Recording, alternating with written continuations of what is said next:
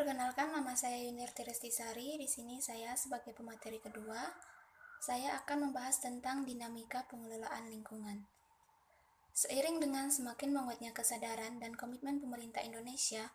terhadap berbagai macam persoalan di bidang lingkungan hidup, khususnya setelah dilaksanakannya berbagai konferensi internasional di bidang lingkungan, dengan terbentuknya Undang-Undang Nomor 4 Tahun 1982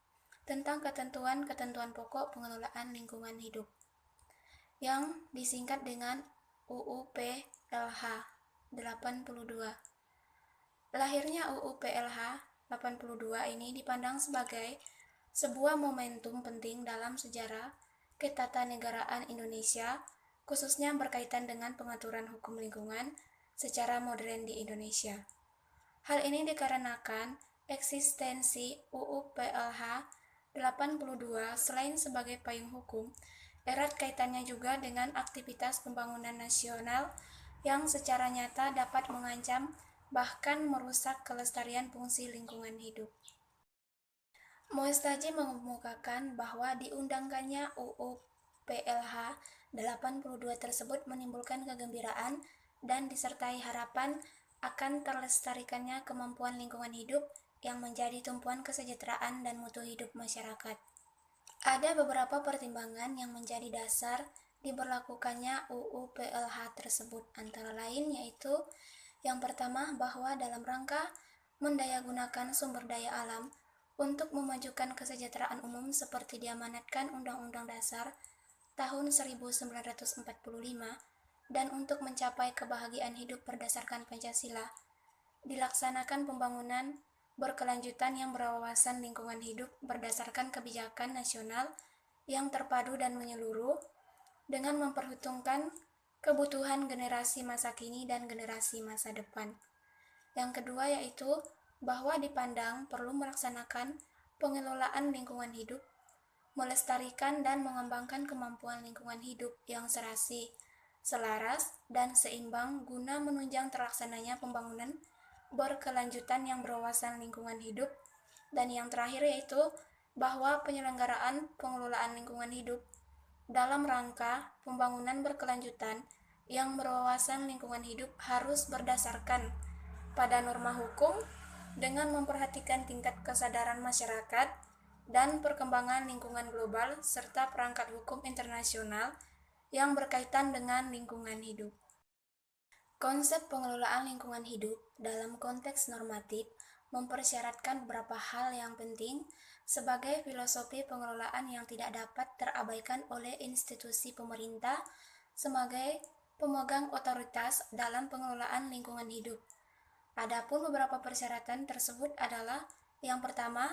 pemerintah sebagai pemegang kebijaksanaan nasional dalam pengelolaan lingkungan hidup tetap memperhatikan nilai-nilai yang hidup dalam masyarakat.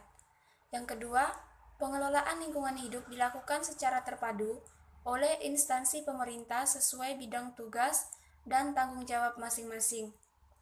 Masyarakat serta pelaku pembangunan lain dengan memperhatikan keterpaduan, perencanaan, dan pelaksanaan kebijakan nasional. Dan yang terakhir yaitu keterpaduan perencanaan dan pelaksanaan kebijakan nasional pengelolaan lingkungan hidup dikoordinasikan oleh menteri yang ditugaskan untuk mengelola lingkungan hidup. Berdasarkan pengkajian terhadap ketiga deklarasi, maka dapat ditemukan berbagai prinsip dan konsep pengelolaan lingkungan hidup dalam rangka pembangunan berkelanjutan yang berlaku secara universal seperti yang pertama, hak atas lingkungan hidup yang sehat, yang kedua, keadilan antar dan intergenerasi,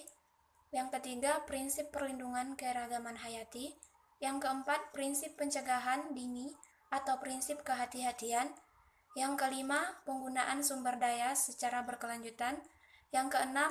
terbebas dari kemiskinan, yang ketujuh, pencegahan kerusakan lingkungan hidup,